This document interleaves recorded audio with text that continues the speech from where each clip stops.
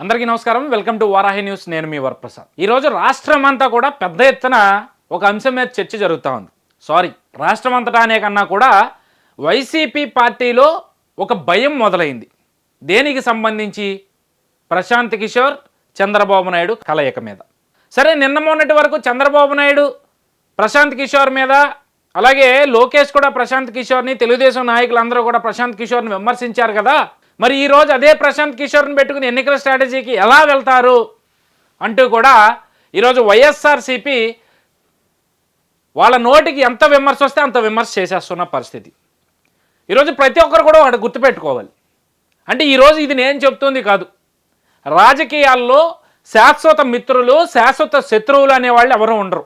దానికి ఉదాహరణ కనుక మనం చూసుకుంటే, ఈ మధ్యనే క్రిస్మస్ వేడుకల్లో వైఎస్ షర్మిల గారు, అంటే మన గౌరవనీయ ముఖ్యమంత్రి జగన్మోహన్ రెడ్డి గారి సొంత చెల్లెలు నారా లోకేష్కి గిఫ్ట్ పంపించారు క్రిస్మస్ కానుకగా. అంటే ఇక్కడ మనకు చాలా క్లియర్గా అర్థమవుతుంది కదా, పాత తరంలోనే కాదు ఇప్పటికీ కూడా రాజకీయాలంటే, రాజకీయాల్లో ముఖ్యంగా శాశ్వత మిత్రులు, శాశ్వత శత్రువులు ఉండరు అనేది మనకి ప్రతిసారి కూడా వాస్తవ రూపంలో కనిపిస్తూ ఉన్న అంశం. మరి దీని మీద ఈరోజు వైసీపీ నాయకులు ఎందుకు విమర్శలు చేస్తూ ఉన్నారు? ఈరోజు కొడాలి నాని మాట్లాడినా, పేరు నాని మాట్లాడినా, అంబటి రాంబాబు మాట్లాడినా, లేదంటే ఇంకో మంత్రి మాట్లాడినా, మొన్నటి వరకు ప్రశాంత్ కిషోర్ని విమర్శించి ఈరోజు వాళ్ళతో ఎలా అంటగాగుతున్నారని చెప్పి ప్రశ్నిస్తూ ఉన్నారు. ఒకటే నేను చెప్పదలుచుకున్నా వీళ్ళందరికీ, వైఎస్ రాజశేఖర రెడ్డి మరణం వెనుక రిలయన్స్ సంస్థ అధినేత ఉన్నాడు, రిలయన్స్ సంస్థ ఉంది అంటూ కూడా వాళ్ళ ఆస్తుల్ని ధ్వంసం చేశారు, వాళ్ళ ఆఫీసులో ఉన్న వ్యక్తుల మీద దాడులు చేశారు. మరి ఈరోజు అదే వ్యక్తులకి మీరు రాజ్యసభలో సీట్లు కల్పించినప్పుడు, ఇప్పుడు ప్రశాంత్ కిషోర్ వల్ల తెలుగుదేశం కుటుంబానికి కానీ, తెలుగుదేశం నాయకుల కుటుంబాలకు కానీ ఏమైనా నష్టం జరిగిందా? నష్టం ఎవరికి జరిగింది? ప్రశాంత్ కిషోర్ వల్ల నష్టం జరిగింది రాష్ట్ర ప్రజలకి. ఆ తప్పు తను తెలుసుకున్నాడు. తెలుసుకుని తానంతటిగా తానే చంద్రబాబు దగ్గరికి వెళ్ళాడు. నేను చేసిన తప్పుకి నేనే ప్రాయశ్చిత్తం చేసుకుంటాను, దానికి విరుగుడు నేనే చేస్తాను అంటూ చంద్రబాబుని కలిసిన పరిస్థితి. మరి దీని మీద మీకెందుకు భయం? కొడాలి నాని అంటా ఉన్నాడు, ఒక పోరంబోకు తెల్లారులేస్తే నోట్లో గుట్కా ప్యాకెట్లు వేసుకుని పిచ్చి మందు తాగుతా చంద్రబాబు మీద, లోకేష్ మీద, పవన్ కళ్యాణ్ మీద నోరు బారేసుకుని ఇలాంటి ఎదవలో రాజకీయాల్లో ఉండటం మన దౌర్భాగ్యం. అసలు వీళ్ళ వల్లే మా నోట్ల వెంట కూడా ఇలాంటి భాష రావాల్సి వస్తున్న పరిస్థితి. అంటే ప్రశాంత్ కిషోర్ అంటే 2014లోనే గుజ్జు వాడేశాడంట. ఏం గుజ్జు వాడావయ్యా కొడాలి నాని? ఏ గుజ్జు వాడావో ప్రజలకు చెప్పు. మరి నువ్వు, మరి మీ నాయకుడు వాడాడా, లేదా నువ్వే వాడావా, లేదా ఇంకెవరన్నా వాడారా?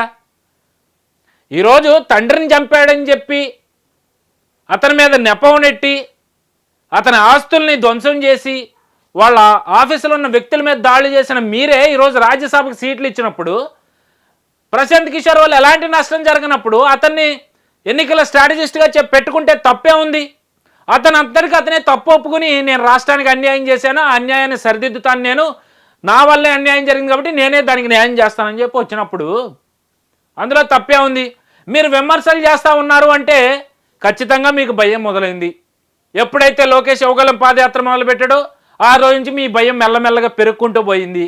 చంద్రబాబు నాయుడు సభలు పెడుతూ, ప్రాజెక్టుల పరిశీలనలకు వెళ్తూ, భవిష్యత్తు గ్యారంటీ అంటూ ప్రజల్లోకి వెళ్తుంటే భయం మొదలైంది. చంద్రబాబుని అరెస్ట్ చేశారు, లోకేష్ మీద కేసులు పెట్టారు, భయపెట్టారు, ఇంకేదో చేశారు. అన్నిటినీ తట్టుకుని ఈరోజు ప్రజల పక్షాన్ని నిలబడుతూ ప్రజల తరపున ప్రభుత్వం మీద పోరాటం చేస్తున్న తెలుగుదేశం పార్టీ కానీ, జనసేన పార్టీ కానీ కలిసి ఉమ్మడిగా ముందుకెళ్తున్నాయంటే భయం మొదలైంది. యువగలం ముగింపు సభ, నవశకానికి నాంది అంటూ కూడా భారీ బహిరంగ సభ పెడితే ఆ సభలో చేసిన వ్యాఖ్యలకు భయపడిపోయి ఆ ఎర్ర పుస్తకం మడిచి నాన్నకిచ్చుకోలేదు, ఇంకోటి చేసుకొని మీరు విమర్శలు చేస్తా ఉన్నారు. అంటే ఇవన్నీ భయం రూపంలో మీ నోటెంట పలికిస్తున్న ఆ పలుకుల్లోనే అర్థమవుతా ఉంది కదా ఈరోజు వైఎస్ఆర్సీపీ ఎంత భయపడుతుందో అని. దానికి తగ్గట్టు ఈరోజు ప్రశాంత్ కిషోర్ గెలవడం, సొంత చెల్లెలేమో లోకేష్ గిఫ్ట్లు పంపించడం, దెబ్బ మీద దెబ్బ పడుతుండటంతో వీళ్ళకి వాస్తవం అవగతం అవుతోంది. కాకపోతే ఏంటంటే ఈరోజు పేరు నాని కానీ, కొడాలి నాని కానీ, ఇంకో మంత్రి కానీ వాళ్ళకి స్థాన చలనాలు జరుగుతూ ఉన్నాయి. అసలు ఉన్న వాళ్ళకి టికెట్లు ఇస్తారా లేదా అన్న డౌట్ కూడా ఈరోజు కనిపిస్తున్న పరిస్థితి వాళ్ళలో.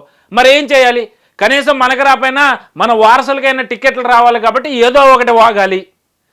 వాగి తద్వారా జగన్మోహన్ రెడ్డి దగ్గర మెప్పు పొంది మళ్ళీ సీట్లు తెచ్చుకోవాలి. ఇదే వీళ్ళ ప్రయత్నం తప్ప ఈరోజు రాష్ట్ర ప్రయోజనాల గురించి కానీ, లేదంటే రాష్ట్ర ప్రజల సమస్య గురించి కానీ ఈరోజు ప్రెస్ మీట్ పెట్టరు. వీళ్ళు ప్రశాంత్ కిషోర్ వస్తే అదేదో పెద్ద సమస్యలాగా మీడియాల ముందుకు వచ్చి వాగుతున్నారు తప్పితే ఒక్కసారి మీరు ఆలోచించుకోండి. గతంలోకి వెళ్ళి తండ్రిని చంపాడని చెప్పిన వాడికి ఏమో రాజ్యసభ ఇచ్చారు. మరి ఇలాంటి వాడిని ఇప్పుడు ప్రశాంత్ కిషోర్ లాంటి వాడిని తీసుకొచ్చి ఎన్నికల స్ట్రాటజిస్ట్గా పెట్టుకుంటే తప్పేంటి? మీరు పదే పదే ఒక అబద్ధాన్ని నిజం చేయాలనే ధోరణిలోనే పదే పదే ప్రజల మీద రుద్దే ప్రయత్నం చేస్తూ ఉన్నారు. ఈరోజు ప్రజలెవరూ కూడా మీరు చెప్పే పనికిమాలిన సొల్లు నమ్మే పరిస్థితిలో లేరు. కాబట్టి ఈ మంత్రులు, సోకాళ్ళ మంత్రులు, మాజీ మంత్రులు, ప్రస్తుత మంత్రులు ఎవరైతే ఉన్నారో వీళ్ళందరూ ఒకటే గుర్తుపెట్టుకోండి, మీ సీట్లు చిరిగిపోయినాయి.